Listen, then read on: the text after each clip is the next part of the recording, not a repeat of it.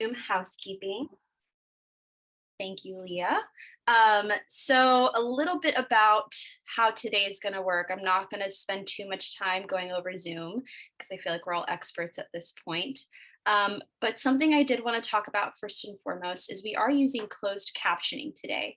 If you're not familiar with how that works and you'd like to use it, the way that you do that is go to your navigation bar, click on live transcript, and that's going to give you the option to show subtitles.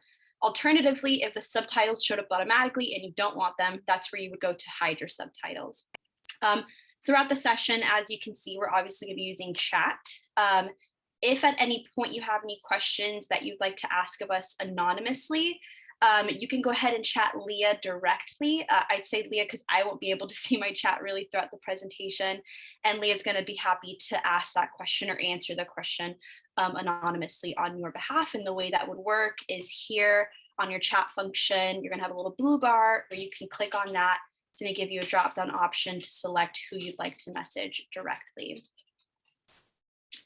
We also recommend that you rename yourself on Zoom if you'd like to add your pronouns, or if your name that is listed on here isn't the name that you'd like to go by. We want to make sure that we know who's with us today and that we're referring to you by the correct name. And obviously, if you have any other general Zoom questions, we have a really great Zoom guide that you can find on our website, nonprofitctr.org. And I always tell people, if you're looking for a Zoom guide yourself for your own events, feel free to steal it and use it too, because we took most of that information from Zoom ourselves.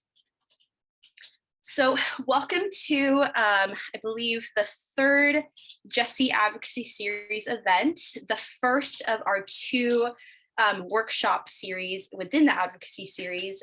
Today's session is Building Your Advocacy Platform. My name is Isis Alvarez. My pronouns are she, hers. With me today is Leah Donnellan McDermott.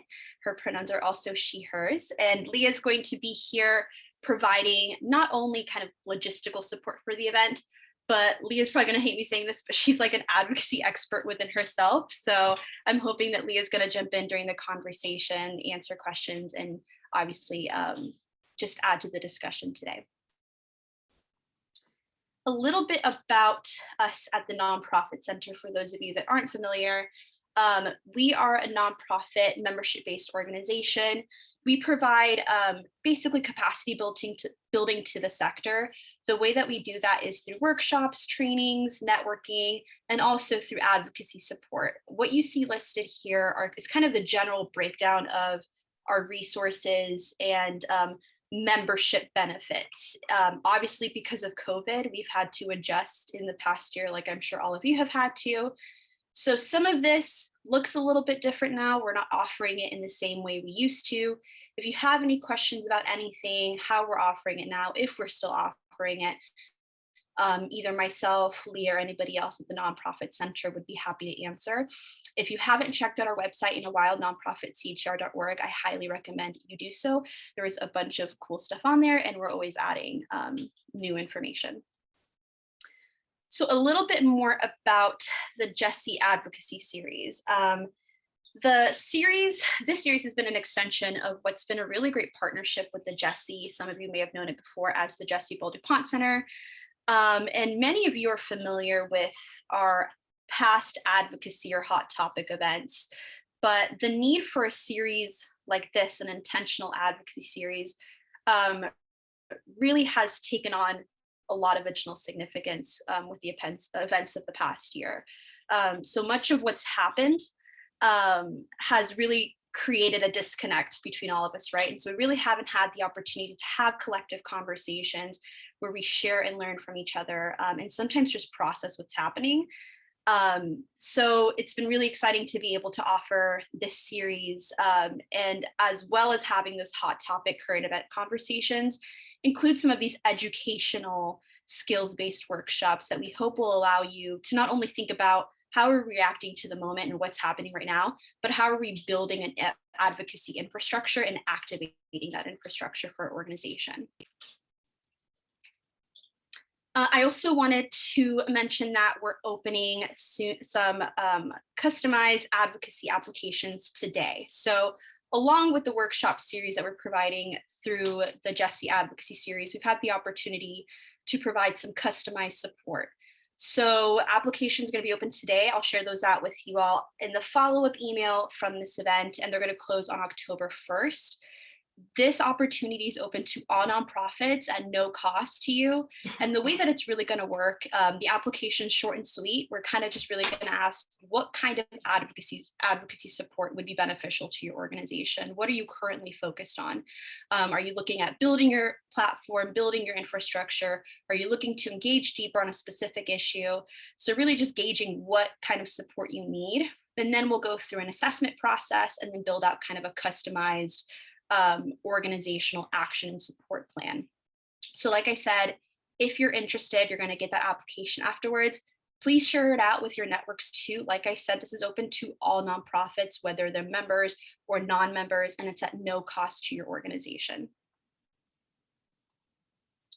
So for today's session, we're going to be spending some time defining what advocacy means. What's allowed, what's prohibited. We'll then look at understanding why advocacy is important, both to us as a sector, but also as individual organizations. And then we're going to spend a good bulk of our time discussing how we go about building that general advocacy infrastructure. And those sections are broken down into diving into the importance of your mission, vision, and values, and how that defines your organization's advocacy. And then a review of kind of some of those core internal components an organization should invest into. So while today's session is focusing on the foundational aspects of building your organization's infrastructure, we are offering a second session that will dive deeper into activating that infrastructure. So whether that's through general advocacy or through lobbying.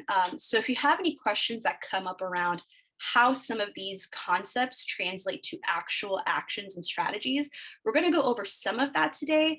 And we're obviously happy to answer any questions that come up today around that, but just know we won't be diving into all of that quite yet today. And a little bit more about some of our upcoming events. On September 14th, we have our next organizational leadership series event, change management for organizational leaders. That's on September 14th from 9 a.m. to noon. That is $50 for members and $90 for non-members. That's part of our organizational leadership series that's taking place in the fall. If you're curious about other events going on during that series, I'm happy to answer any questions. We also have our Essentials event on September 23rd around building an effective board of directors. That is totally free to members. And then our next series in the Jessie Advocacy Series is going to be activating your advocacy agenda, which Leah is actually going to be leading. And again, that's going to be focused more on actually activating your infrastructure and taking those next steps and engaging with, identifying your community that you're trying to talk through advocacy and influence, and kind of go through some of those strategies for engaging them. And if you'd like to register for these or any of our other events, you can go to nonprofitctr.org.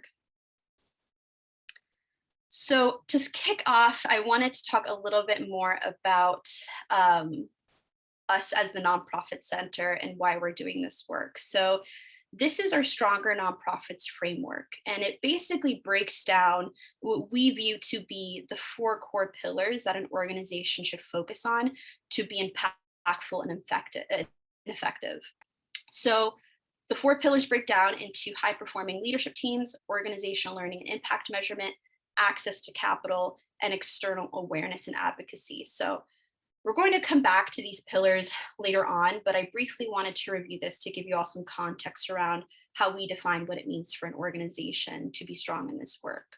The core components include continuously scanning external forces, which include understanding the different landscapes your organization exists in. So local, state, national, subsector, and being aware of how those external forces and ecosystems provide both risk and opportunities to your organization, as well as investing into the capacity of your team to be able to not only be knowledgeable about what your advocacy platform is, but to be able to effectively engage with your different audiences, such as media, influencers, and policymakers.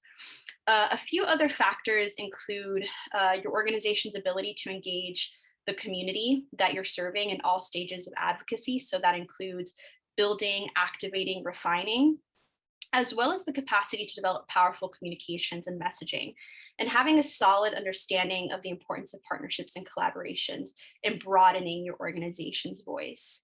And of course, we view it also important for an organization to have at least an understanding of how they can influence policy.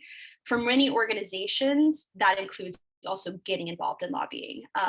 So while we're not going to be covering each of these aspects in today's session alone, these success indicators do act as a good preview for how we think about design, how we design our advocacy resources and programming. So I just feel like I talked a lot.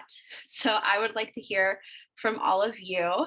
And since we have a smaller group today, what I would love to do is, if you don't mind coming off mute, introduce yourself with your name, your title, your organization, and answer both or one question. The first question is, how has your organization engaged in any new or unexpected issues? And I'd like to for you to think about specifically over the last 18 months. Is there anything that your organization is talking about engaging in that it wasn't engaging in before these past 18 months? Or are there any issues that you think your organization should be more involved in, or involved in at all that it's not? So I don't know if anyone would like to kick us off. I can go. Oh, sorry. No, you can go ahead. I can wait. Cool. My name is Dryden Mills, and I serve as the Senior Associate of Strategic Initiatives and Partnerships at the Jacksonville Public Education Fund, which is right next door to the Nonprofit Center. And some issues that we've engaged on over about the past 18 months. Last year, we pushed to pass the half-cent sales tax for school facilities, and that was like kind of the first stuff I worked on when I started the job. And then we also did some stuff around the school renaming issue. And if there's something I wish we would be a little more involved in, maybe being more vocal about advocating for higher teacher pay. Yeah, awesome. Thanks. Thank you, Dryden. And funny enough, you bring up the half-cent tax, because we're actually going to be talking about that later on as a great example. I organized some phone banks for us around that last year, so cool. Definitely love to hear more about your work in that. Can I say something about that, what she was talking about? Also, I know that I used to be a part of the Take 'em Down Coalition, and that's one of the things that they were talking about and fighting for as well. So you might want to get connected with them too, because that's one of the things that they was fighting about that 0.5% in the schools. Yeah. Mm-hmm. Thank you.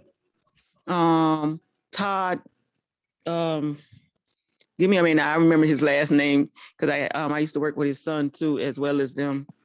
I just can't think of his last name right now.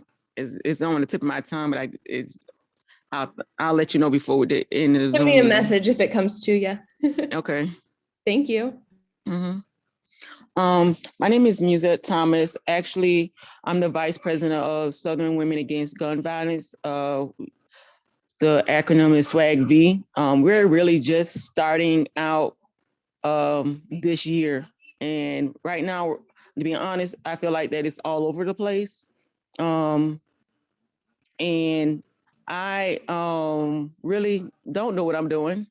I just play it by ear and try to learn from people that I have volunteered for in different organizations, or just basically common sense and everything. And I feel like I need to know more, not just for my organization, but for myself, as well as to build myself up and to be a better person. Because in this, what I have realized that just working in the community, because we have been to different events to support other people and advocating for someone else that have been dealt in gun violence and everything, is the homelessness, the hunger in the homelessness, shelter.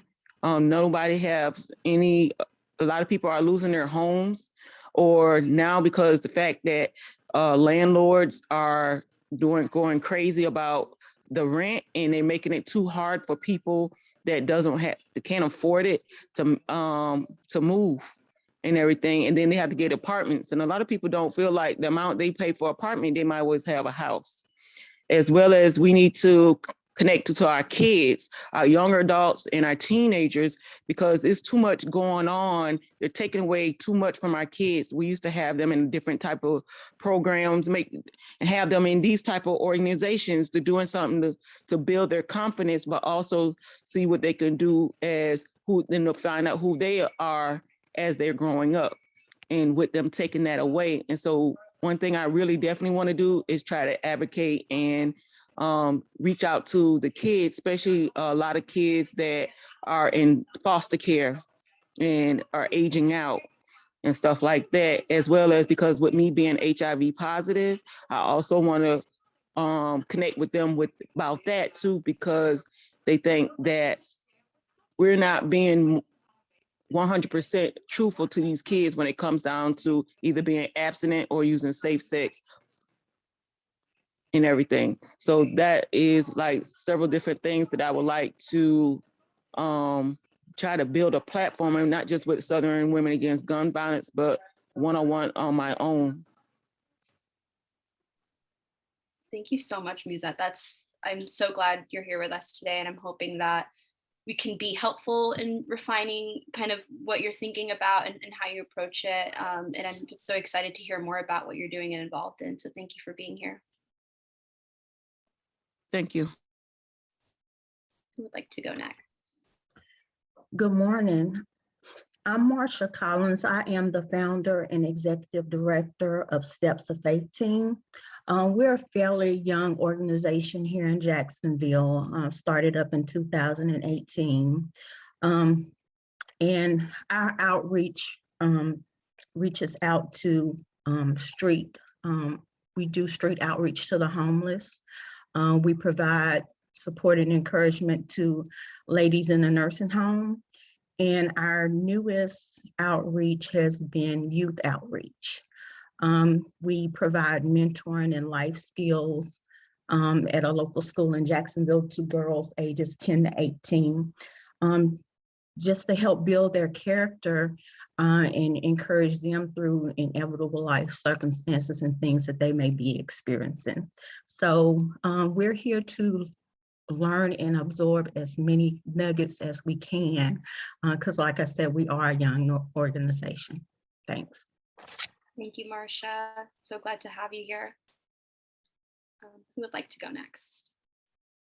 I'll go next. My name is Christine Lane. I'm a director on the board of directors with SPAR, Springfield Preservation and Revitalization. And I think something that our organization has struggled with over the past 18 months has been engagement of our community as well as amongst our board, given the pandemic. So what I want to take away from this today and hopefully bring back to our organization is how we can build our advocacy platform while also, maintaining safety in our community and reaching a wider audience. Awesome. Thank you, Christine. I think we'll definitely be able to help with some of that engagement piece, and then maybe session 2 into more of those strategies. But that's a great question around how do we navigate that in this new world today. I think the only person we have left, Mark, do you want to introduce yourself? Sure. I'm Mark Walker. I'm the director of the Jessie and a senior program officer at the Jessie Ball DuPont Fund. And, I'm learning along with all of you. We support advocacy efforts of nonprofits through our grant making. And so there's always new things for us to learn. And as we are building community programming at the Jessie, a huge part of it is advocacy around social issues that are impacting people in our communities in Northeast Florida. So look forward to learning more. Thanks, Mark. And then I think the only person we have left is LC. Good morning, everyone. I'm LC Smith, board chair, president for Steps of Faith team. So everything that our executive director, Marsha Collins, just shared with you, I concur. And I would say one of the struggles that we may be having is volunteer engagement. So that's something that we hope that we can maybe figure out how we can fill that gap to help us push our mission forward. Thank you. Thank you, Elsie. And thank you everyone for introducing yourself. It's exciting to have such an interesting group together. I think some of this information may feel rudimentary to some of y'all. I'm hoping it's going to at least help with making the case for your board members, your volunteers, the communities you're serving, and hopefully just help provide some additional clarity. And I'm hoping that all of you come back to session 2 as well, because it sounds like there's a lot of interest in advocacy strategies as well and activating your agenda. And it sounds like all of you all are already engaging in really amazing work. And so I know that we'd love to learn from all of you about what you're already doing. So thank you for sharing. So we're going to start off with a quick section around just defining what advocacy is. And I'm not going to spend too much time on here, but when thinking about advocacy, it's important to make the distinction between advocacy and lobbying, so we can understand the different parameters for what we can do and cannot do. Advocacy is the act of identifying, embracing, speaking out, and promoting a specific cause.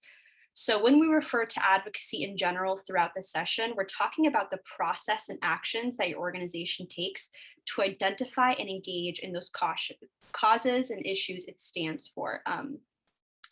When referring to lobbying, we're talking about the act of trying to influence specific legislation. The Alliance for Justice has a great overall description of lobbying versus advocacy, but they have one sentence that I think is a great description, and it's, while all lobbying is advocacy, not all advocacy is lobbying, right? So lobbying is a very specific strategy within advocacy. And so while it's important to make this distinction, it's also important to note that neither of these activities are illegal to nonprofits, but lobbying does have its own parameters and restrictions as opposed to advocacy, which has no limitation for how much your organization can engage in. So the parameters around lobbying are defined by the IRS as no substantial part of your organization's activity can include the influencing of legislation. So when determining if an organization has hit that substantial part threshold, the IRS considers a lot of different factors, and that includes the time devoted, both by compensated and volunteer workers, and that's an important distinction, and the expenditures, your expenses devoted to the organization, devoted by the organization to the activity. If this vagueness makes you nervous around how do I know that I've hit no substantial part, we're going to talk about an alternative option in a minute. And I should mention that anything that doesn't fall within these limits is considered to be general advocacy, and there are no limits to how much your organization can engage in general advocacy. Another important aspect of advocacy activity restrictions includes that nonprofit organizations cannot participate or intervene in any political campaign in favor or against a candidate for public office. So to be clear, it's totally fine to engage candidates in conversations and forums as long as you're not showing favorable treatment and that you're giving access, equal access to any viable candidate. So we highly recommend discussing any type of election event or activity or meeting or communication with your board first to make sure that you're not treading any line. So before I move on to a little bit more of a deep dive into the legality, does anyone have any questions around what we've gone over so far? Any concerns that you've had about getting involved in advocacy or lobbying about, or something you've heard that's raised a red flag for you that's kind of been like, oh, I don't know if that's safe for us to get into?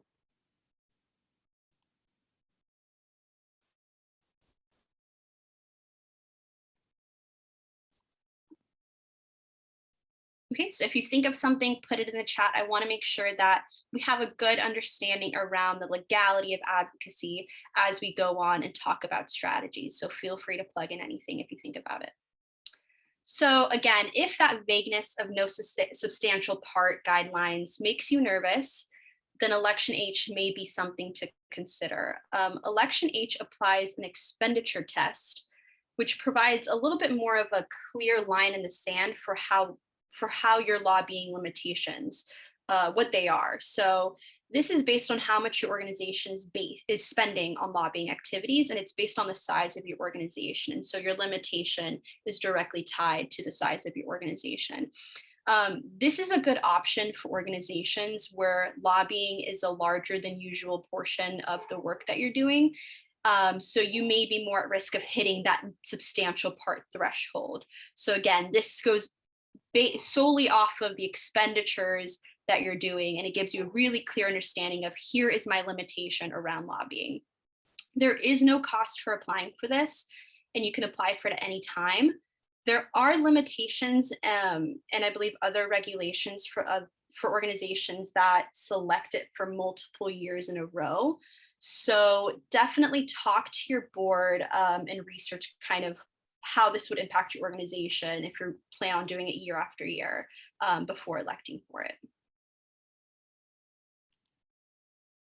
So a little bit more about what's prohibited for an organization in regards to elections. Obviously, making or soliciting donations for a candidate or political organization is going to be something that you want to stay away from. But you'll also want to be careful about other activities that could be seen as endorsement of a specific candidate, such as a rating scale, no matter how objective you try to make it be.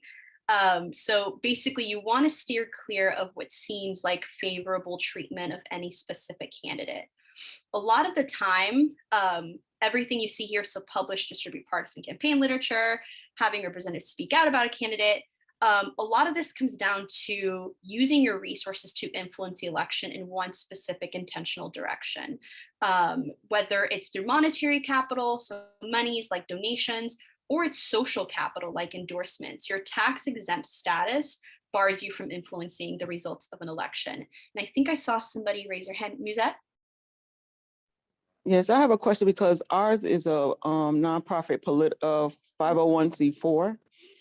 It's more the services than the political side trying to endorse anybody to do elections. Ours is more just tied towards the gun violence and the services we want to offer our community to try to make our community better. So when it comes to that, how do we go about advocacy or setting a platform on that? Or even when it's coming to what you were just saying about the donations and stuff like that, because we're not trying to endorse anybody, but we are trying to start getting donations and stuff to get donations so we can get a building to start helping the women and children. Absolutely. And so we're going to talk a little bit more about the organizations engaging with issues and amendments in elections, which is totally legal. I'm not super familiar with the 501c4. Leah, do you mind speaking to that? Yeah, so if that's how you are registered with the IRS, then you actually can do endorsement of candidates along with the other work that you were talking about. That's the political action committees are often 501c4s, so you have a lot more flexibility than a 501c3 public charity or private foundation would. So just know that some of this in the presentation today wouldn't apply to you if you want to do endorsement. It doesn't mean that you have to. You can still choose to stay away from it with your 501c4 status. But if you are interested in it, we should probably have a conversation offline because that's a little bit different. And you do have more flexibility than the public charities do. So we can talk a little bit more about that if you're interested. Yes, I am, because she has one that she got me on as a director on, which is called Southern Warriors Empowerment, and that's strictly political. That's going to be more of going to the Capitol, fighting for laws, different laws on different things. So I still need to know about that because she has me as a director on that organization. Yeah, and you can still do the lobbying and going to the Capitol and all of that if you are part of a public charity, a 501c3.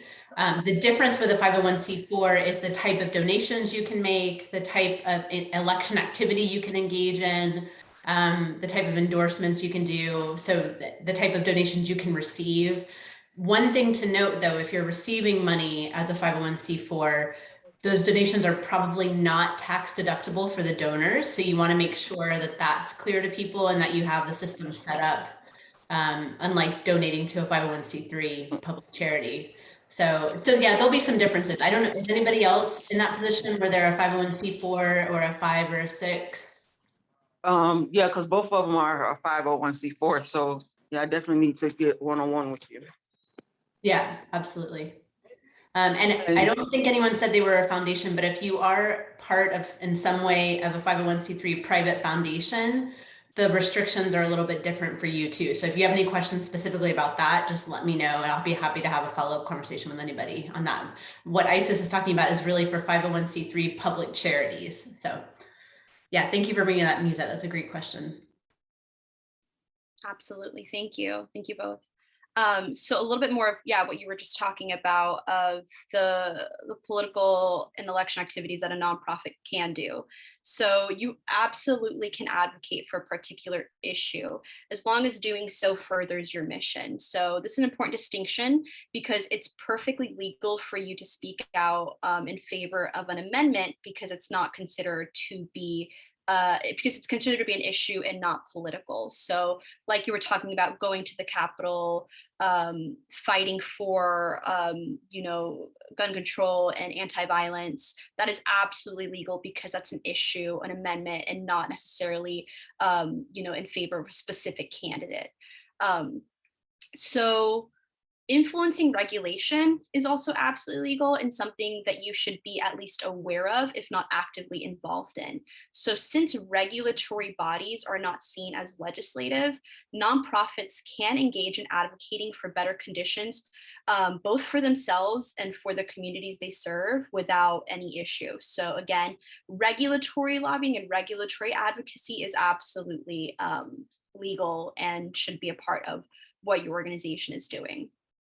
And for organizations that are involved in a lot of different issues, we do see that often creating an issue guide is a really great way of informing the public of how all of these different issues, which can seemingly be disconnected from each other, actually all impact the community you serve. So kind of creating an issue guide that creates more public understanding about how these issues affect real world communities can be a really great way to connect not only the public to you, but create more of that brand awareness of we are here to represent the community.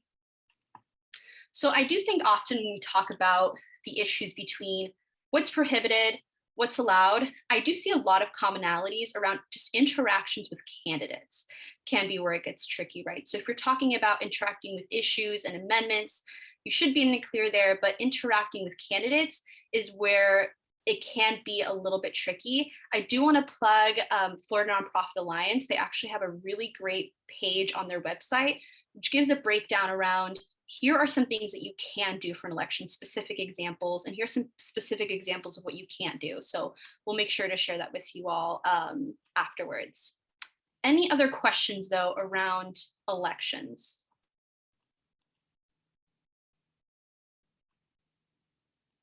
Okay, awesome. So the headline here is nonprofits can legally, ethically, and effectively advance their mission through advocacy and lobbying. I think a lot of organizations and a lot of folks have trepidation around engaging with lobbying because of the limitations and restrictions. We obviously never want to put ourselves in a position to lose our tax exempt status, but both advocacy and lobbying are tools that your organization should at least be aware of and invested into of how it can help you leverage your mission and the work that you do. So before we dive into the how of advocacy, I do want to spend a little time discussing the importance of advocacy and the impact of its absence. So obviously all of you are here because you see the value of advocacy. So I would encourage you to view this information from the lens of how do we make the case to those within our own teams and leadership that maybe don't see the same value, as well as those outside of our team, in the sense of increasing the empowerment of nonprofits and encouraging us to have a voice and a seat at the table. So I wanted to come back to this slide because I want to highlight the fact that external awareness and advocacy is one of the 4 foundational pillars for us. So the Nonprofit Center has been around for 20 years, investing into learning about what makes a nonprofit strong and effective. And this framework, you see, is a result of us taking all of those learnings and structuring it into a clear philosophy. And I think it's telling that external awareness and advocacy, which I think can often be viewed as non-essential, is one of the core pillars. And a lot of that has to do with how much both external awareness and advocacy permeate into other aspects of an organization, right? So when you talk about external awareness, that's increasing not only our awareness of folks that are in the same space doing this work, but also their awareness of us. So we talk about fundraising, communications, partnership building, how we develop our leadership. Advocacy and external awareness permeate so many other aspects. So I just want to make sure that you understand the investment that we have made into external awareness and advocacy. So give me a lever long enough and I alone can move the world. That is Archimedes, I believe. So high impact nonprofits use the power of leverage to create change. So when we talk about leverage in physics, it's defined as the mechanical advantage gained from using a lever. When we talk about it in business, we're talking about the impact of a proportionately small initial investment to gain a high return. So the concept of leverage really captures exactly what a high impact nonprofit can do with advocacy, right? So nonprofits are able to achieve much greater social change through advocacy than their mere size or structure would suggest. So really thinking about, we know that we're resource constrained. So how does advocacy provide us with that long lever to create additional change and expand our voices out? So I'm going to check. And please feel free to come off mute and ask questions at any time. So why the nonprofit sector? What makes it not only appropriate for nonprofits to get involved in advocacy, but also necessary? So what you see in front of you is a public trust survey that the Nonprofit Center did back in, I think, 2012. So it's been a while, where we asked folks in Northeast Florida who they trusted the most to take action on issues.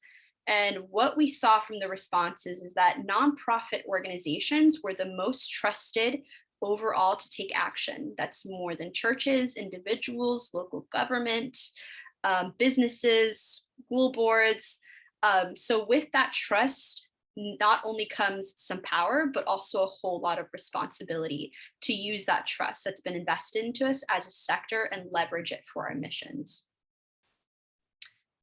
And the very structure of a nonprofit organization really lends itself to being an effective change maker, right? So every aspect of a nonprofit organization is designed to ensure that we operate with the community's best interest in mind. We don't have the same profit-driven motives that stop us from acting completely altruistically, which is why you see the public trust be so high. So when thinking about all of this together, the trust invested into us by our community, the expertise our work equips us with, right? No one knows our communities better than us with boots on the ground, and the way in which we operate, right? Duty of obedience, duty of care, duty of loyalty, duty of transparency, the very structure of our organizations. What is clear is that we have a major responsibility to use those resources to represent the goodwill of the people. And advocacy represents that obligation that all nonprofits have to their communities, to not only do the work, but be vocal about it. And really, that responsibility and duty within itself is one of the biggest assets to a nonprofit. And we're going to talk a little bit more about nonprofit brands and how that's tied to advocacy. So we all know that nonprofits, unfortunately, do not have often unlimited resources for the most part, like for-profit brands do, to reach out to people. A brand informed by strong advocacy is the difference that can make them decide to engage, volunteer, or give to your organization. Knowing that your organization is not only addressing the symptoms of these societal issues, but also playing an active role in addressing the root causes and proactively avoiding further issues is a huge benefit to an organization and competing for the public's attention and support. And we know that nonprofits could benefit from any resource we can get in communicating our work to the general public. So 714 people were surveyed and were asked to list their favorite nonprofit organizations. And I believe this is from the same survey as the public trust one. 56% of respondents could not list a specific favorite nonprofit. And amongst the 44% that did, it varied amongst 140 nonprofits.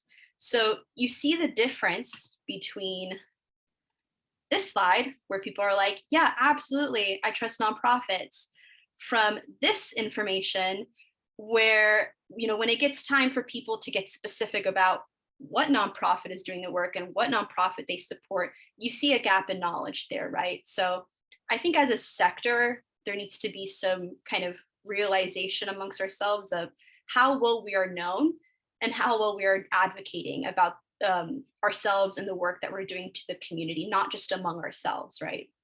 So are we doing a good enough job of connecting ourselves, our brands, and our work to the issue, so that when people are thinking about taking action on a specific issue, they're thinking about us and our organization, not just about the sector as a whole. And advocacy can be one of those organizational capacities that can be hard to invest into because it's extremely hard to track the impact of it, right? Or the return on the investment that you're putting into it. But what we know is that there is an unmet advocacy need within the nonprofit sector, and it ends up having long systemic ramifications. So this is a chart that shows, and I'm sorry if it's super small, this is a chart that shows a few different growth indicators for counties in Florida.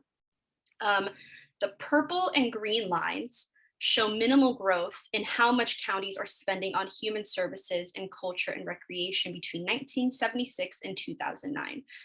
The red line shows how much counties are spending on roads and streets. So it makes sense that it would increase with the growth of population. You have to build out the infrastructure needed. The blue line shows the dramatic increase in public safety spending.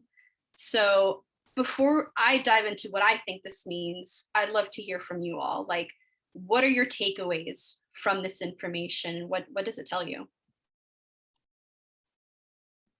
Is public safety mostly going to police? Yes.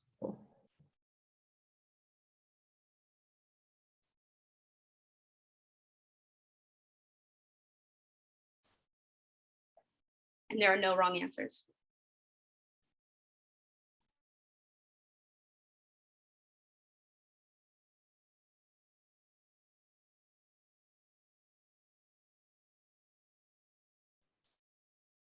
Is this specifically like what local, like county governments are spending? So not like the nonprofit sector specifically? So this is, yeah, county spending per county. Okay. How they're spending their budgets, yeah.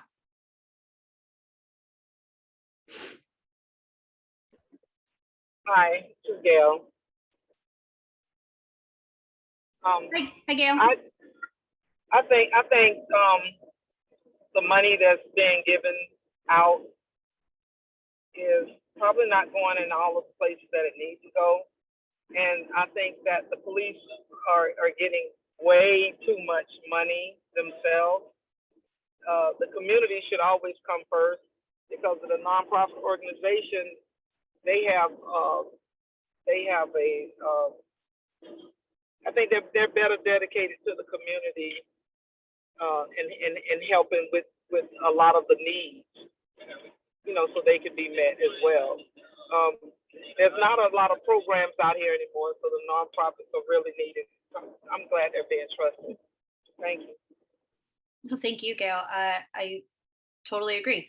I think what we're seeing here is even though we've had exponential growth in the amount of humans we have in Florida since 1976, we have not increased our investment into human services, right? So we're seeing when nonprofits are not at the table, investment goes elsewhere, right? So we see that investment, instead of going into human services, going into public safety to meet those needs that potentially could be met through human services expenditures, right? So advocacy is going to be that tool that ensures that our mission and work are constantly at the forefront when these important decisions are being made, and that we're being thought of when thinking about how do we solve these societal issues and how do we address the community needs, right? So absolutely.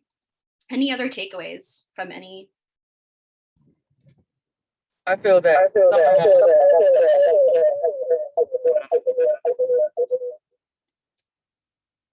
okay. I feel that also not all nonprofit organizations, but I know there's some that they get the money, but it's not going to where it should be when it comes down to the people and everything. Or they do have a lot of money out there, but it's not being used because they don't know where it's out there, or they don't know how to go about getting it because it's out there to use. To give an example, like I said, I'm HIV positive, and there's organizations out there, and they have all this money that's for us to use, for those people to use to help those that need it, but they're not using it. So that money just either sit there, or they find another way to put it somewhere else that really it doesn't need to be used there. Absolutely, great point. Of course, and that obviously doesn't help us get a seat at the table, right? When we're talking about being thought of about reallocation of resources. So that's a great point. Any other takeaways before we move on from here?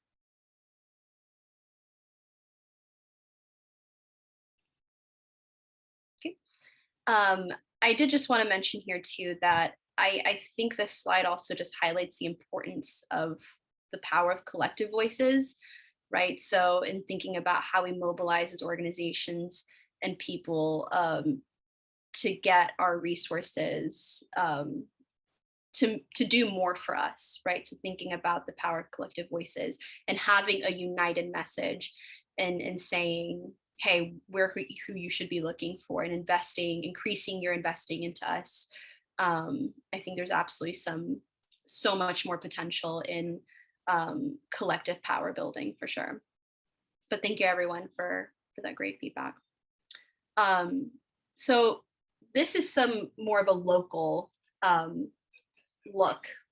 So we know that advocacy is going to play a really important role in addressing a lot of the issues that we know are keeping you all up at night. So the slide you're seeing here shows some of the themes and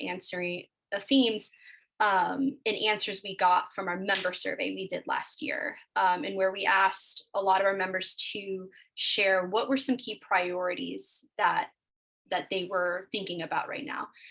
And so what we see is that these advocacy priorities are really tied to every level of work that we do, right? So from improving the direct service we provide to our communities to addressing the systemic issues which enable the root causes of why we're needed in the first place. So really advocacy is going to permeate through every single aspect of addressing all of these different issues that I know we all care really deeply about. So I'm curious if anyone has anything they view as being an important advocacy focus for the sector or for the organization that they don't see reflected here. Well, I know. I just wanted to say, this is Gail again. I just wanted to say, I always have firmly believed that advocacy is the power of love. It's because you're passionate and you love people, and you feel like things should be done the right way. And so that the power of love is what advocacy is fueled behind. I love that. I love that a lot. Right. And I think that's a great way to think about why we do this work, right? And especially for us as nonprofits, if we don't love the people we're serving, like what are we doing? Right. And advocacy is the way for us to take that deep care that we have for the communities we serve and make sure that, again, we're not just doing the work, but we're being vocal about being a voice for that community. So I love that, Gail. Any other thoughts? I had a question. Are the stuff that you're sharing with on here, are we gonna get that in an email or on here? Yeah, so this presentation was sent out as a PDF before, but I'm also going to be sending it out afterwards as well. And all of the resources that I mentioned are also going to be sent out in the follow-up email. And we're also recording, so you're going to get a recording as well. Okay. Great question, though. Okay, well, I know that we've been talking now for an hour almost. So I'd love to give y'all about 5 minutes for coffee, water, bio break, and then we're going to come back and wrap up our second section. So I'm going to give y'all until about 9:58, 59 to have a break, and then we'll be back.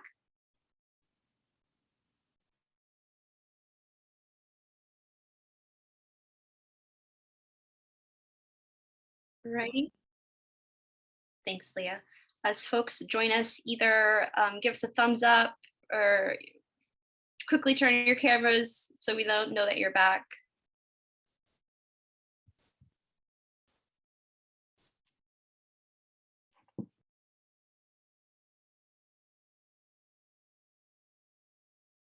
Okay, I'm seeing most folks. Awesome. All right. Thank you. Okay, so let's jump into the how of advocacy. And we're going to start with first and foremost understanding what your organization stands for and what informs those beliefs. So I think we'd all agree that kind of an organization's moral North Star should be found and reflected in its mission, vision, and values. Having a strong understanding and an explicit documentation of your mission, vision, and values not only helps crystallize your organization's focus, but also enables your organization to be flexible and creative, especially during times of hyper change like this past year. So having that clear focus will allow you to adapt and pivot with a lot less risk of creeping into things such as mission creep, right? So getting involved in work that potentially isn't tied to your mission. And that foundational focus also provides you with a consistent expectation for how you do your work. So regardless of what you're focusing on in that moment, having a clear mission, vision, and value allows you to create consistency around what people can expect from you, right? So when they engage with you in your organization, or what they can expect from you when you approach an issue. So I think about us at the Nonprofit Center and think about, you know, a couple of our values are, a few of them are, you know, excellence, reflective, and unafraid. And those are things that we actually come back to pretty consistently, both in thinking about how we do our programming, what we offer, but also in an advocacy front, right? And we're going to talk a little bit later on about how that unafraid value comes into play when thinking about advocacy specifically. And arguably, most importantly, you know, your mission, vision, and values, and I promise I'm going to stop saying mission, vision, and values soon, gives you guidance on how to expend your resources. So both in the sense of expenditure, so monies, but also in the social and political capital that your organization has built, and that I think that we all know is really hard to get. So ensuring that you're expending that capital in a way that is directly tied to your organization's beliefs and strategy is going to help you avoid making costly mistakes, knowing how precious that capital is. It's also important to remember that your mission, vision, and values shouldn't be set in stone and forgotten about. Right, so building a system that allows you to continuously check in on the relevancy of your organization can help you avoid your work from becoming disconnected from your mission, right? So your work no longer reflecting what you say you're about, or your mission being disconnected from the reality of what the communities you're serving are experiencing, right? So does the work that you're providing, does your mission no longer really reflect what the community needs, right? So we're going to talk about authentic feedback loops in this session more, but having that process that you can continuously check in on your mission, vision, and values is going to help you ensure that you're relevant and that you're actually reflective of what the community needs. And we know that the work that we doesn't exist in a vacuum, right? It doesn't exist in a vacuum. Systemic issues are impacting our work, whether we address it or not. So it's important to be asking these questions and understand the systems at play, and how they impact not only the communities we serve, but also our ability to serve them, right? So are we asking what systemic issues are impacting the communities we serve? And do we have an understanding of how those issues are potentially exacerbating the needs that we are trying to meet? And I think a key approach to this is beginning with intersectionality. And the way that I think about intersectionality is understanding that often people are coming to you with a lot of different layers of issues. And of course, we can't always support them in addressing all of those issues, but identifying where there are a lot of commonalities and trends and other struggles and issues in the communities we serve can help us ultimately improve how we serve those communities. It can also help us in where we invest into partnerships, how we invest into the future growth of an organization, and how we expand our understanding of what our issues and our problems are, right? So the more that we can connect those threads, the more that we can build an advocacy platform that is effective and a true voice for the community that we serve. And so when thinking about how we redefine what we view to be our problems, I think about us as the nonprofit center and our work with the HRO. So for us, originally, we thought we're not getting involved in this, right? And part of the process of us questioning ourselves in that was first and foremost looking at our values and saying, are we afraid? Are we afraid to get into the fray? Are we being unafraid in how we approach this? But then also thinking about intersectionality and what really is, quote unquote, our problem, our issue. And thinking about, for us as the nonprofit center, one of the things that we always talk about is supporting the sector and being an advocate for the sector and getting better, quality of life and better support for not only the sector as a whole, but the individuals that work in the sector. And so how could we not, as an organization that stands for that and has values for that, speak up about something that would provide safety and more support for people that work within the sector? So it really helped us to expand what we viewed as our problem and our issue, right? And thinking more about intersectionality. And I think a great way to understand what those intersectionality issues are is obviously just engaging your constituents in the process. So are your advocacy positions being informed by your constituents? Do you have an understanding of how your advocacy stances or your lack of stances are being perceived by your service community? So engaging with constituents in kind of every step of advocacy, right? So in building your platform and activating your agenda and in evaluating your effectiveness, it's not only the right thing to do in engaging your constituents, but it also can help you address any existing disconnect from them feeling like they are reflected in that message with your constituents, and avoid any future misalignment if they're involved in every step of the way. And a great tool for approaching the systemic deep dive conversation, I think, is this Charity to Equity Mindset Grid, which I think everyone received in an email before this, but I'll definitely send it out again afterwards. So this grid walks you through identifying what are your charity-based goals and outcomes, which often focus more on identifying the immediate obvious need, and what are your equity-based goals and outcome. And before I proceed, I want to be really clear that I'm not saying that one mindset is better or more valid or more important than the other. We obviously know that setting goals that improve what people are experiencing right now is vital and worthy of our time and resources. So the goal of something like this is to push ourselves to engage in identifying what are our equity-minded goals. So when looking at the charity mindset, we're looking at our why, our reason, our why, and that can often be rooted in caring and helping. And our responsibility is based in what we can do for others, right? While our equity-minded why is rooted in building knowledge and advocacy, and our responsibility is based on working towards something with others. So really expanding that power to be collective and not one directional or transactional.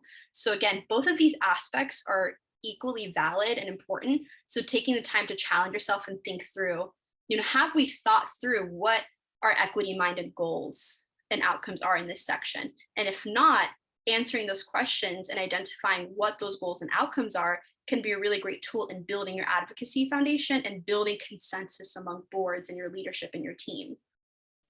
So before we move on from this grid, I just wanted to ask if anyone has any questions, comments on this tool. This is something that was developed by Clarity Transitions and is relatively new for them. So I know that they're constantly looking for feedback on, what could potentially be a barrier around actually using a tool like this. I have something, because I'm looking to do like an event for in the community where I stay in, because one of the things in our organization, what we want to do, because we stay on different sides of town, that in our community, each one of the sides of our community, we might want, we want to throw an event. So how would I go about at least setting that platform or for that, as well as doing the advocacy into that event set? Yeah, I think that's a great question, and I'd actually love to open that up to anybody else too in the audience of like their experience in tying events, because I know it can be hard with one-off events to think through, how is this tied strategically to the work that I'm doing and how am I incorporating advocacy? So I don't know if anyone has any thoughts on that.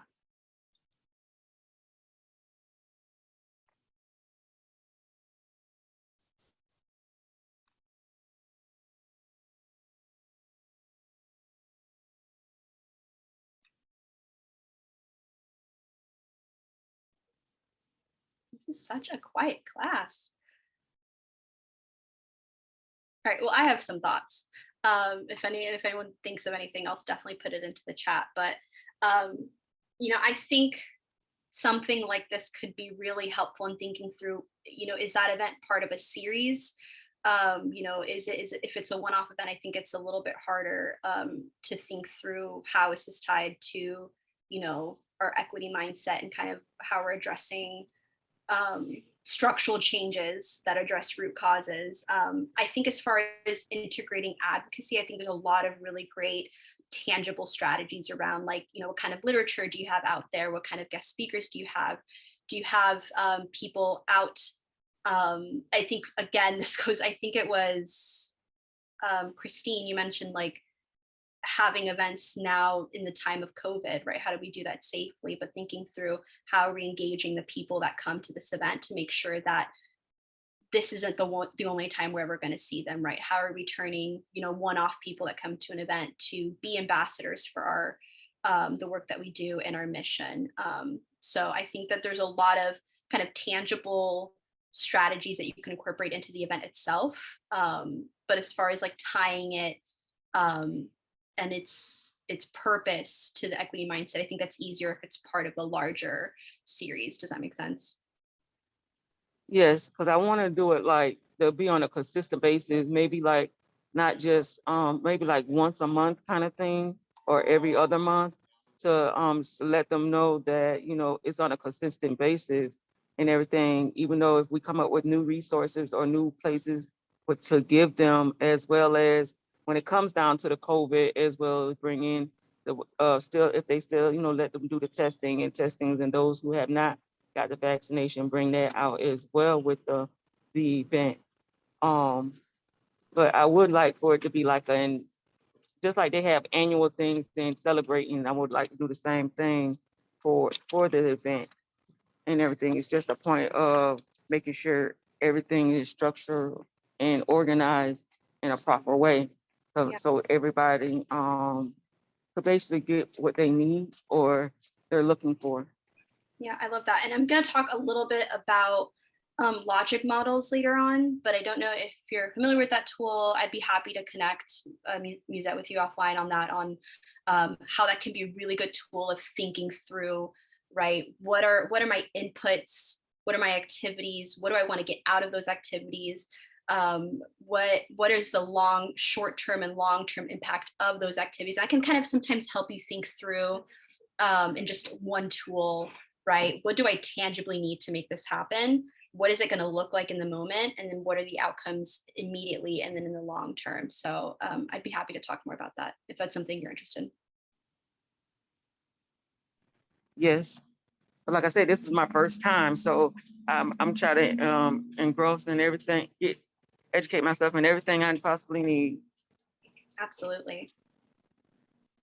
Awesome. Any other thoughts?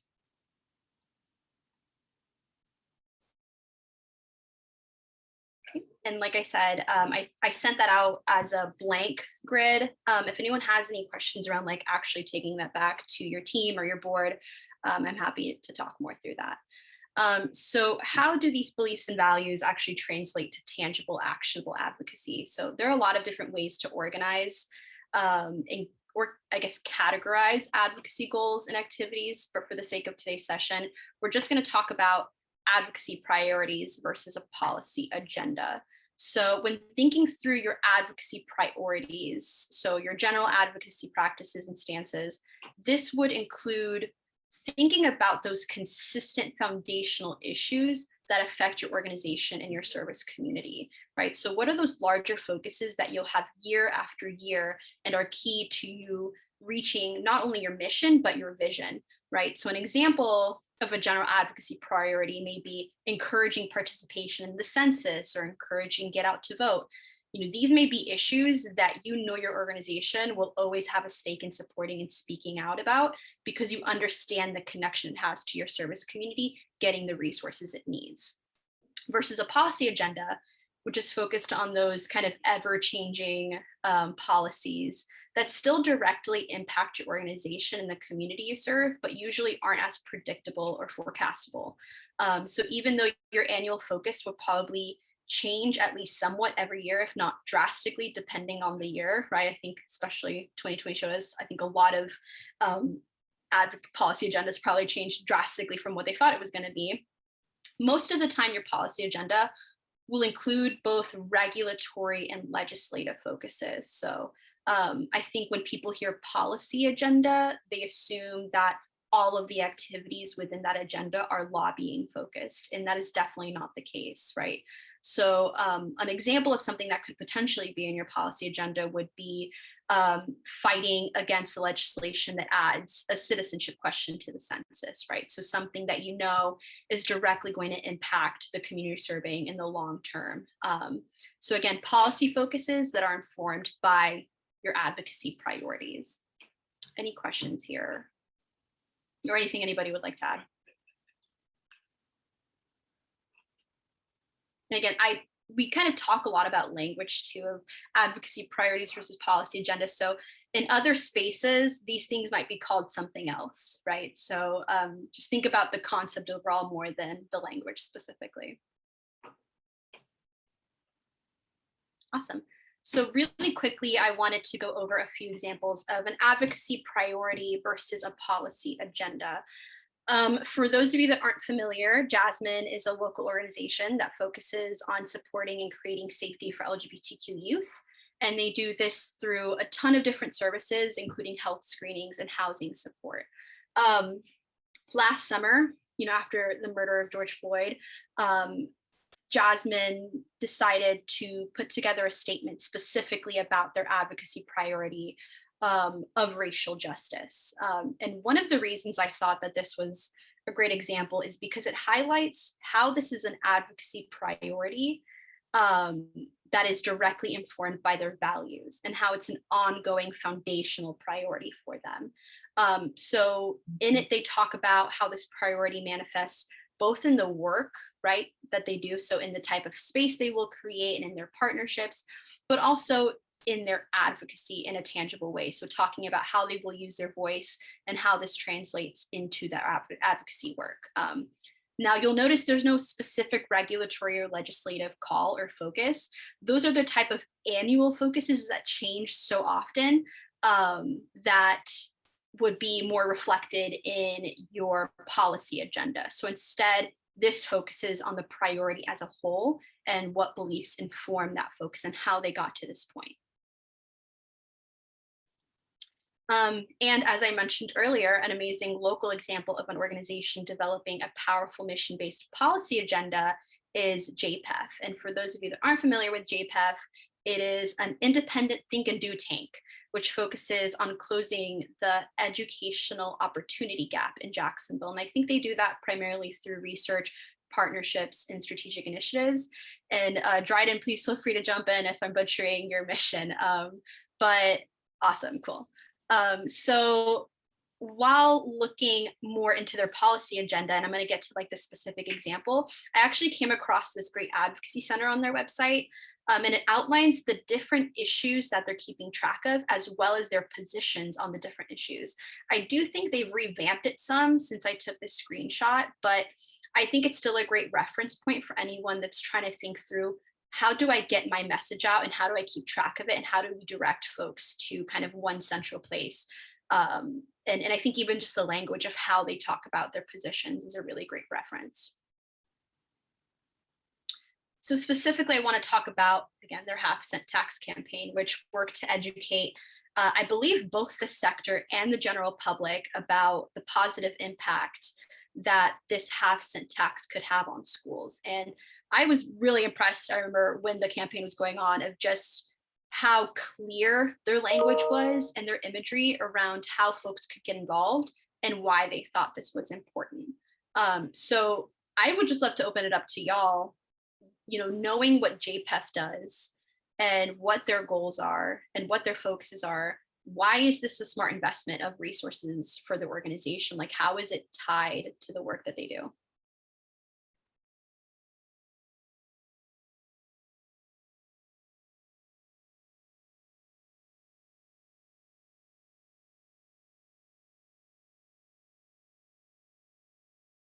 You say the question again?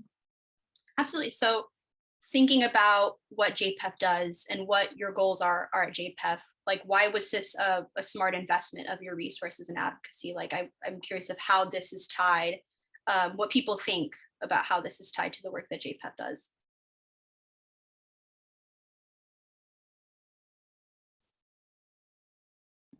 I'll let other people think on it, and then I'm happy to say something. Yeah. For me, this music, but for me, I feel like this helped a lot for me because the fact that I do have a record. I was a felon. I'm not going to claim that I still am, but the fact that because I got my voting rights back, and I even did a speech on it when we was doing a while back. It's been over a year before the pandemic and everything about felons getting their voters' rights back. So for me, I feel like something like this helped because the fact that once we already did our time, so we should get maybe to get our rights back to vote, to have a voice. That they already try to take our, not just our freedom, but continue to take our freedom once we're out of jail or prison. But they still try to do it as when we're out and free. So this right here for me gave me not just a sense of some freedom, but as well as a voice to speak and say who I want in office to back me or back the people, because the fact that there are a lot of people that are really not for the people. It's about for their own agenda and for themselves or their families or their their friends, their co-workers, and they're not thinking about the people. Absolutely. Yeah, I think the language is very evocative and making you feel something about the power of having a say, for sure.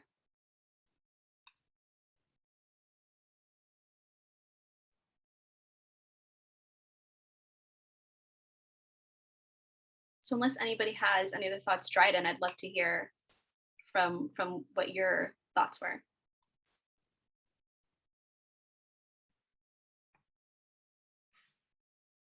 Yeah, so kind of like the bottom line for all of our work is focusing on educational equity and closing opportunity gaps for students. And we also base a lot of our stuff in research. So we're not going to talk about something if we don't have stuff to like go and point to back it up. And so there's a lot of research out there that shows like the conditions that your school building's in, or like the environment that you're learning in, like if you don't have natural light, or like the air conditioning is breaking, stuff like that, like it affects like learning outcomes for students. And a lot of the issues with the half-cent sales tax was around like fixing facilities issues, specifically in schools that like have been underfunded and are just like old at this point, no light. There were like, we had pictures that we were sharing of like things like falling off the walls and like just like not great stuff. And so I think that's why we decided to push this. We had actually just started working on this effort when I came on last year. But yeah, I think just we have like an advocacy like criteria that we go through before we decide to like push a public issue. And this one like really fit with that equity piece. And with the half-cent tax, it supports all schools, but it also specifically supports the schools that need the most help, if that makes sense. Absolutely. I love that. I think it's a great description of how this is directly tied to the work that you're doing and your mission and your advocacy priorities as a whole, right? And providing just better conditions for not only students, but teachers as well, to have the space they need. I love that. So any questions for Dryden, that not to put you on the spot, but your work on with this campaign or just in general?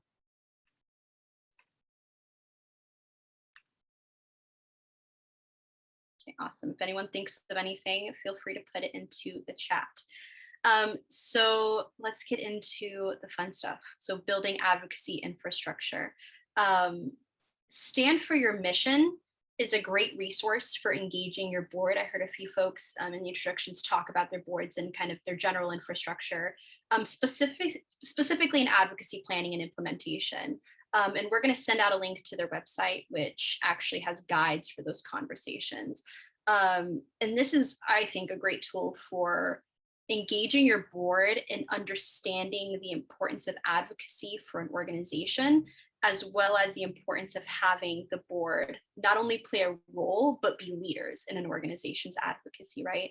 So one of the reasons that board members can be such powerful assets in other organizational facets such as fundraising and board recruitment is because of their connection to the community, right? And their access to networks that maybe your organization doesn't already have access to. Those are the same values and assets that make them integral to an organization's advocacy strategies. So if you haven't checked out Stand for Your Mission and you're looking for a way to even begin this conversation with your board, I would highly recommend it. I think everything on the website is actually free. Don't quote me on that. I haven't found anything that costs me anything yet though. So diving into the how of engaging your board. So first and foremost, going through the process of gaining board consensus and getting that strategy development through every stage of advocacy, again, so building your platform, activating your agenda, and refining your approach is important, but especially when thinking about those foundational components reviewed about during the mission and vision and value section.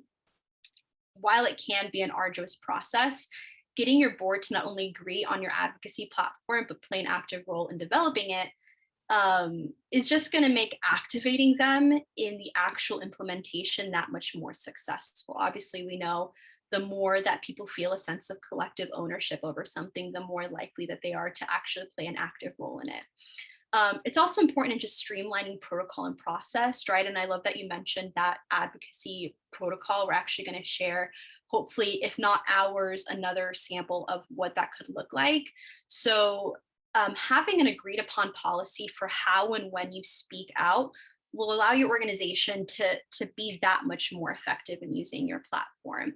We, instead of having to decide and ask those questions, how do we speak out? When do we speak out? Who's going to do it? Having that decided upon guiding protocol allows you to just move faster and be more reactive instead of having to decide that brand new every single time. You also want to look at engaging them and assessing the landscape. So board members should be staying engaged with what's happening in the different landscapes. So again, that could be local, state, national, your subsector, if you work in the arts, if you work with children, if you work with veterans. where are there trends that provide risk or opportunity to the organizations and your service community? You know, if you have a diverse board, which hopefully you do, you should have access to a lot of different networks and communities that can provide critical insight into this. So make sure that you have some sort of infrastructure, some sort of way for them to share this back with you and your organization, whether that's through explicit intentional time in board meetings or in retreats or something like that, where they have an avenue for sharing back what they're hearing and what they're seeing. And making sure that they know that that's an expectation of them. And then thinking about board members as individuals, you know, if your board has played a role in defining your values, in advocacy strategy, they will be your biggest brand and advocacy ambassadors. So while part of it, yes, is education and empowering them with the knowledge to use their voice where appropriate, another important aspect is just the incorporation of their brand into yours, right? So do they have that they're a board member listed on their LinkedIn?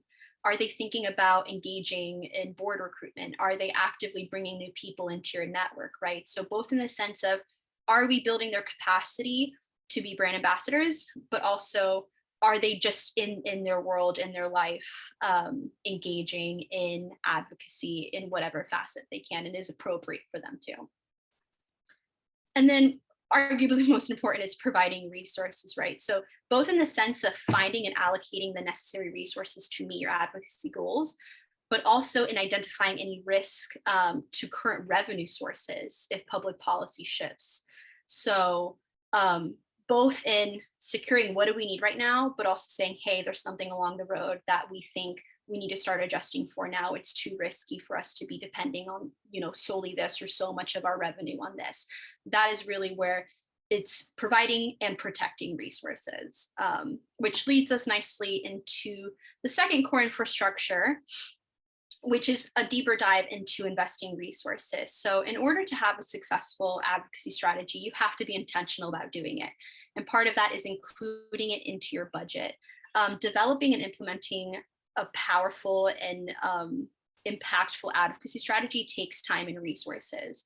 So some things to think about is, do your revenue sources have restrictions, right? I know that often some funders have restrictions around how you can speak out or what you can say. I do know that there is a self-preservation clause often. So if you're being threatened by legislative action, you have a right to respond. And then thinking about consistently investing resources into understanding the systems, again, going back to that systemic impact and how are we investing time into understanding it, how those systems are impacting the communities we're serving and our ability to serve our communities. And then I honestly think this is a really important point to focus on, and that's staff capacity. We know that every organization doesn't always have the capacity to have a full-time person solely dedicated to advocacy. That's not realistic. But as we've outlined, that doesn't make it any less important.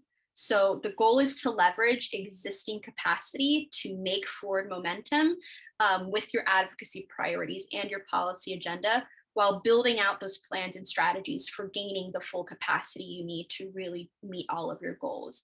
And it's often balancing, encouraging and including the whole team to get included, to get active in advocacy duties while continuing to address and meet your existing duties, right?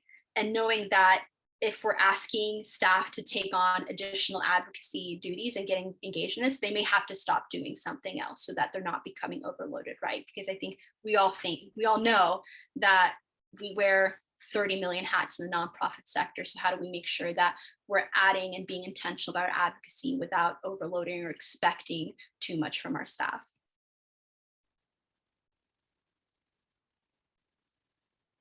So hopefully, I talked a little bit about beneficiary feedback in the sense of how it plays a role in, developing your beliefs and advocacy priorities.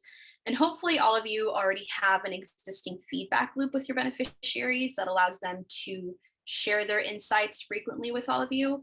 But we do know that it can be hard for an organization to prioritize developing that infrastructure and honestly knowing what to do once you have that information. So a few things to consider when engaging beneficiaries in not only the building of your advocacy platform, but activating them, and then as well as getting their feedback on how you can refine your approach. A few things to consider. First and foremost, the power dynamics between nonprofits and their beneficiaries can be interesting and difficult to navigate. So obviously nonprofits don't have the traditional model that we see between customers and businesses, where the consumer holds the money and thus the power, right? In philanthropy, the money is often coming from another source. So the participant or our consumer may be less likely to give negative feedback in fear of losing access to those services. We know this power dynamic isn't the case always, of course, but it's an important aspect to keep in mind when thinking about how you invest into thinking through collecting information from your beneficiaries, right? So how do you do it in a way that they can be honest without fear of retribution? And it's just an important thing to think about. Obviously, you know, we always hope that our folks feel like they can trust us and have power, but the reality of it is that when you're working with vulnerable populations, that there is that fear of losing access if you're too honest or critical. And investing into beneficiary feedback just also creates greater responsiveness and buy-in. You know, if you're not consistently allowing for opportunities and feedback, you're opening up yourself to allow for unknown issues to continue and fester. As I mentioned earlier, creating, if there is a misalignment, if folks feel like they're no longer represented by your organization and what you're doing and what you're saying, if you're not creating opportunity for consistent feedback, that's going to continue to fester, and just that gap is going to continue to kind of get bigger and bigger. Any questions on beneficiary feedback? Any experience or things that folks have seen?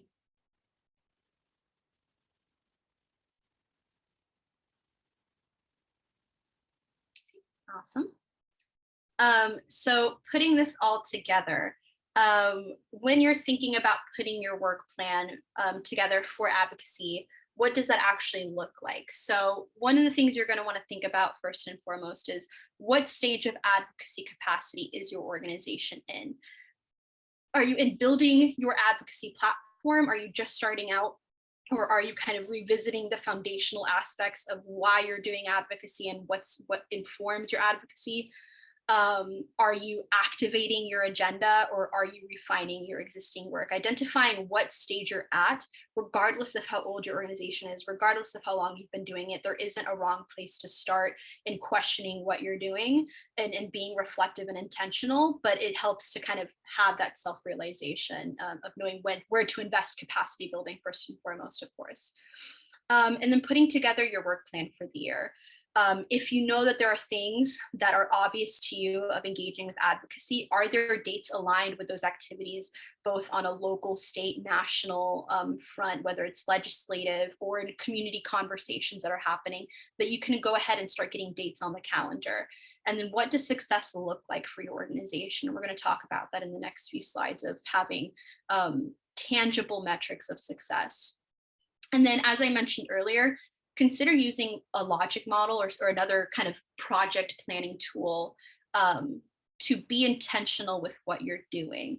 The more specific you can get with what you're doing it, how you're doing it, and when you're doing it, the more success you're going to have in actually doing what you say you're going to do and holding yourself accountable. So think about using something like a logic model. If you're not familiar, we offer, I think, like 2 different courses every year on logic models. If not, I believe the Kellogg Foundation has a great resource around logic models that I'll be happy to share.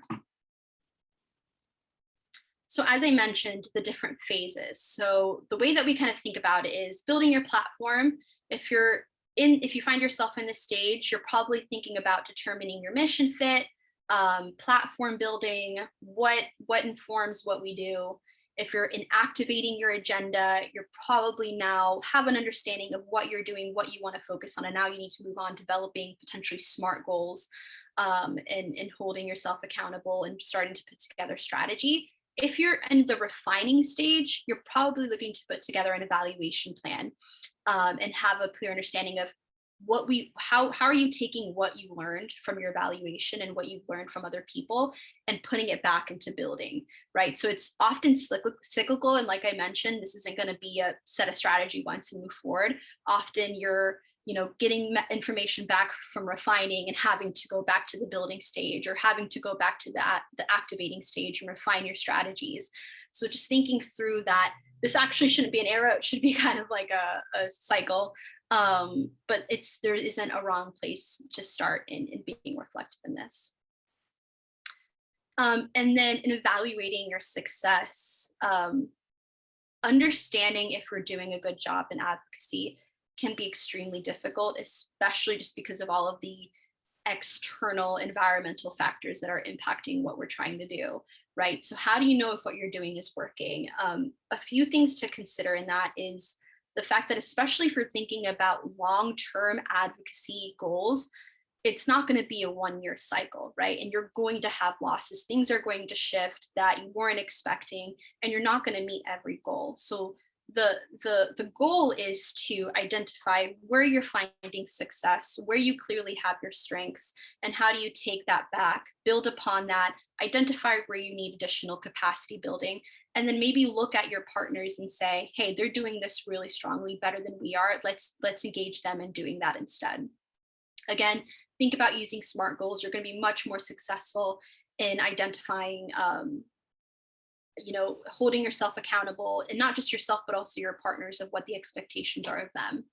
And then your long-term outcomes, your long-term goals may be harder to evaluate just because, again, they're more focused on systemic, slower changes, but your short-term outcomes will be more focused on, or can often be more focused on, observable and trackable changes. And that can be shifts in knowledge and skills and behaviors.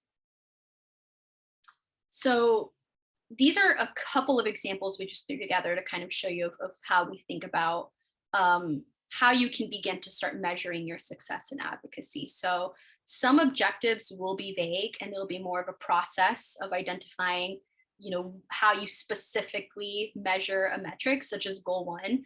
This is not an actual goal of ours, but it's reminiscent of one. So the goal is nonprofits in Northeast Florida value and are involved in advocacy, right? So that within itself is hard to measure, right? What folks in Northeast Florida. So a metric of that could be 75% of our member base of their staff and board are comfortable with advocacy and lobbying, compared to goal number 2, where it'll be a lot more straightforward and the metric is almost built into the goal itself, right? So urge the state's leading broadband provider to provide free service to at least 15,000 households by the end of the current school year, and double it in the year after.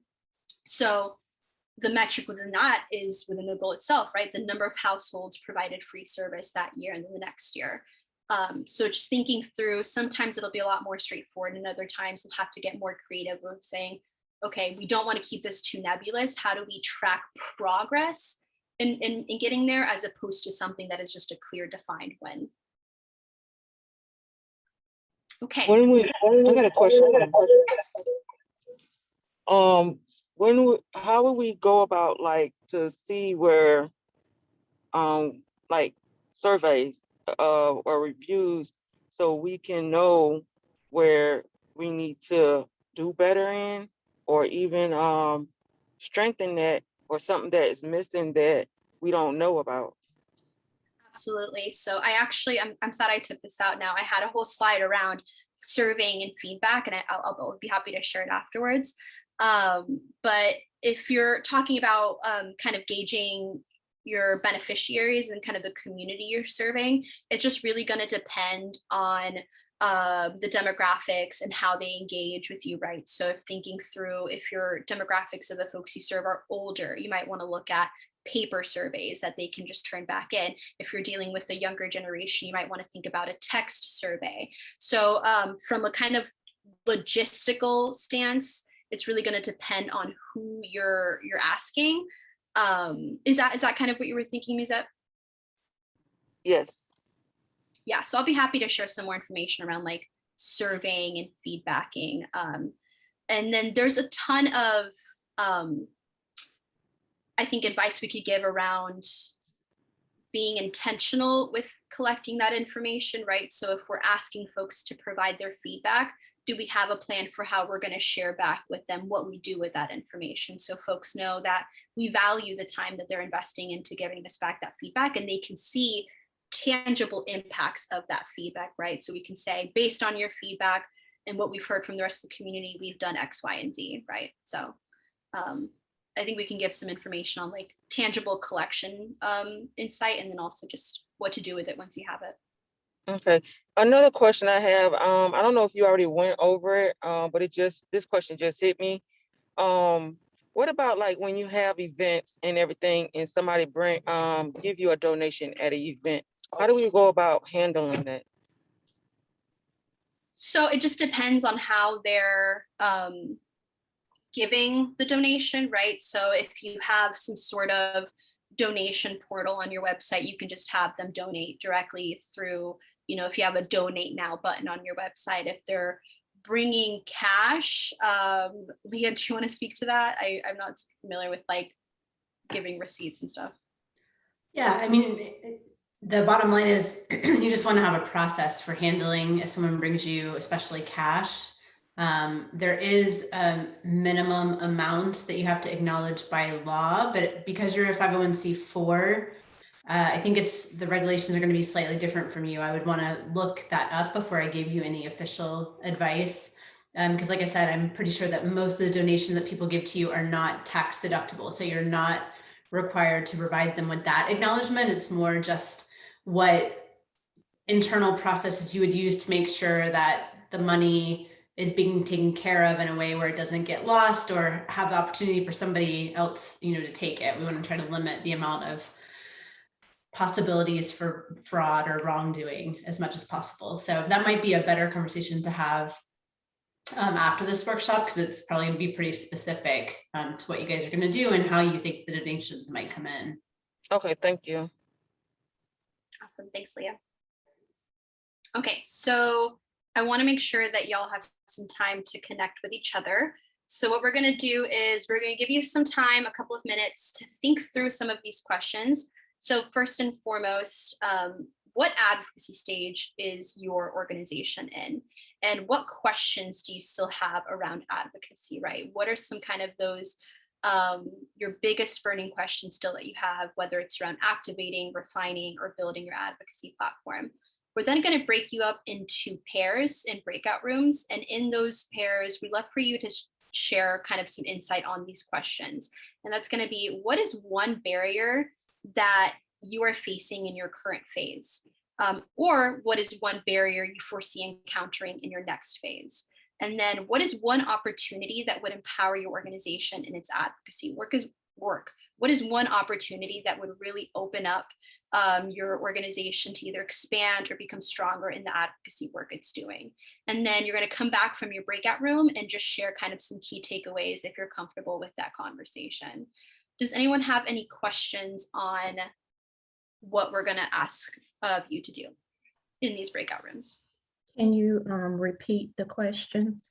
Absolutely. So I'm going to give you maybe about 3 minutes to think through, what advocacy phase is your organization at? So thinking through, are you building your organization? Are you building your advocacy platform? Are you activating your agenda, or are you refining your work? And then the second question is, what burning questions do you still have around advocacy? Where do you think you would need the most support moving forward? Or where do you think you need the most information still around advocacy? And then in your pairing groups, we're going to ask you to share what is one barrier you're facing in your current phase, and what is one barrier you foresee encountering in your next phase, as well as talking through what would be an opportunity that would empower your organization in its advocacy work. I want to let you know too, for you break off, that Gail stepped away. So I just want to let you know that, so you can put whoever, I don't know how many people is on here. Awesome, thank you. And I think Leah is. Yep, I put the questions for your pairing in the chat. So if you open your chat box, once you get inside your breakout rooms, you'll still be able to see those questions. You won't have to remember them or write them down. They'll be there for you to see. Awesome. And then I think, are we ready for breakout rooms? Let me put this together.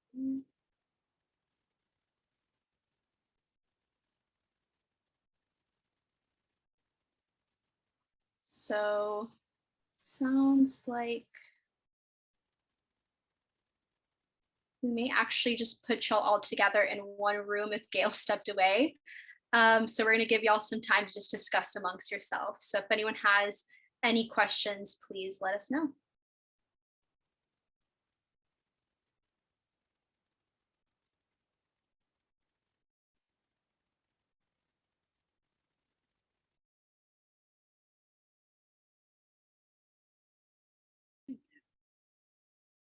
So I'd love to hear if there's anything from the conversation anyone would feel comfortable sharing.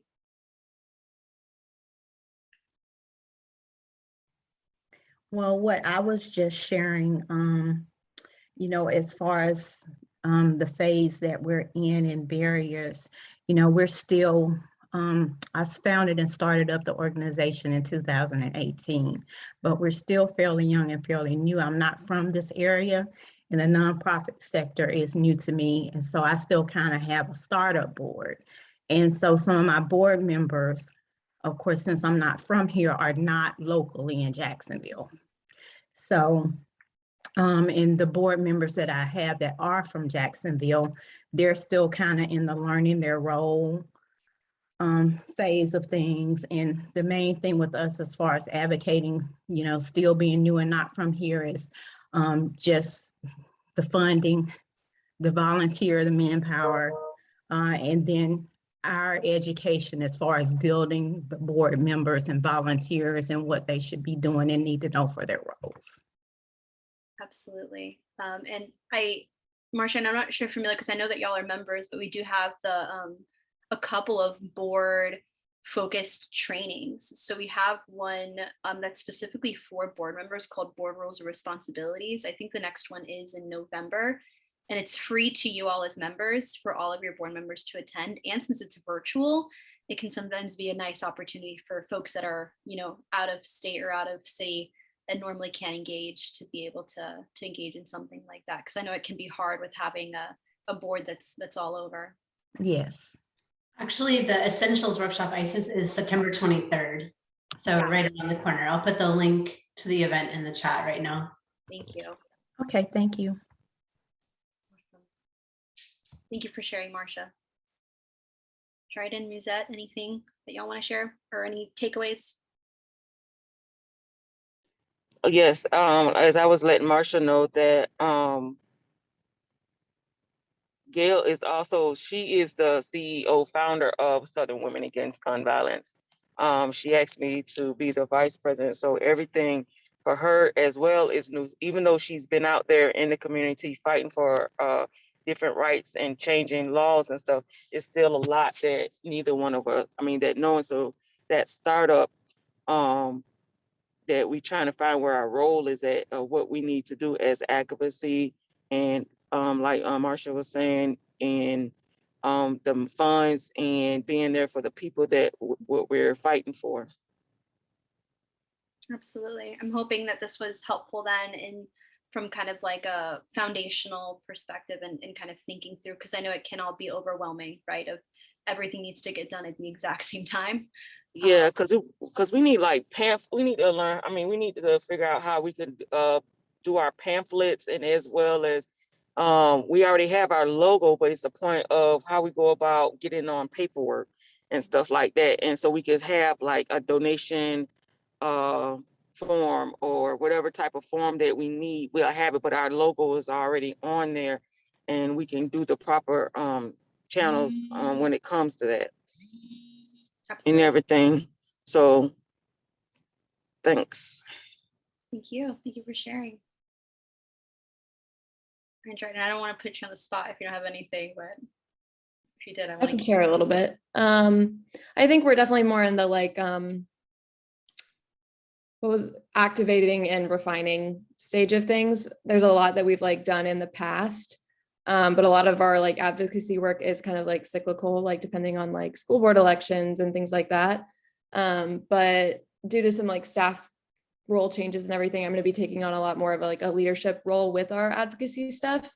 And I think just like the information that was shared will definitely like help me better in my thought process. We actually have our first one in a few weeks, but I'm hosting like quarterly advocacy nights with our like parent alumni and other like just community members who want to be involved.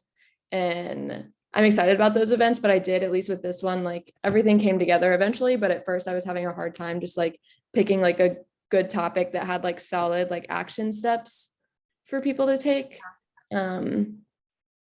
So yeah, I'm kind of in more of a big like brainstorm phase with it. No, for sure. And if there's anything that you think of for any of you, as far as it would be really nice to have the space or additional information around something specifically, trying to figure if it's strategies or anything like that, or from Musette and Marcia around, board activation or anything like that. We'd love to know about that so we can incorporate that into future programming and opportunities as well. Awesome. Thank you for sharing. All right, so to wrap it up, just a few things to keep in mind. As I mentioned earlier, there's a few things that we can do to kind of just expand our own capacity and making sure that we're staying informed. Making sure you're connected to networks is going to be super important. There's a few that we always recommend. So the Florida Nonprofit Alliance, the National Council of Nonprofits, doing some research on your own mission-based coalitions. So if you're in education, or if you're in reducing gun violence, if you're in serving children or veterans, thinking through, are there first and foremost coalitions locally or networks that are meeting and talking about this that can give me more insight into the local landscape? Are there networks nationally, or statewide? I know for a fact in all of the work that y'all are doing, there are national and statewide coalitions that meet and talk about this. So get connected to those. Developing and executing advocacy, again, is more than a one-time checking the box. It should be continuous, strategic, and incremental, and then just prepare for the unexpected. I think if 2020 and 2021 has shown us anything, is that we can have the best plan. But again, I think that's why we push having a strong mission, vision, and value understanding so much, is because no matter how much planning you do, no matter how great of a strategy you have, the world's going to throw you a curveball, right? And so making sure that you're able to be flexible and adaptive, but still stay true to what your goals are, is going to be your best asset. And then again, just how to stay connected. Join Florida Nonprofit Alliance. The city of Jacksonville has a great nonprofit gateway that was launched over the past few years that has some great local information. We'll share that website with y'all in the follow-up email. We also have an advocacy resource center on our website that we're building more out, but we also just have tons of other resources on our website to check out. Of course, stay connected to the Jessie Advocacy Series. Like I said, the next one's going to be focused more on activating your advocacy agenda. But we also have a couple more hot topic events coming up. We're looking to do a couple more in the fall, potentially around minimum wage increase, as well as the infrastructure bill and the budget reconciliation process that's going on right now. So if you're interested in either of those topics and how that's kind of going to impact nonprofits locally and what's happening, definitely stay connected to that and join us for that. And then of course, if you have any questions, feel free to reach out to me. This is my information and my number. If you have any questions beyond this, I also I'm happy just to connect with y'all and learn more about the work that you're doing and how we can support you. So I know that we're 2 minutes over our meeting, and Leah put in the survey in the chat. Please take that survey and let us know what you thought about today and how we can improve further programming and incorporate information that's going to be useful to you and your organization. But with that being said, unless anyone has any burning questions, I'm gonna set you free for your Friday and hopefully give you back some time. Well, not give you back, but give you your Friday back for you to enjoy. All right, thanks everybody. Have a great weekend.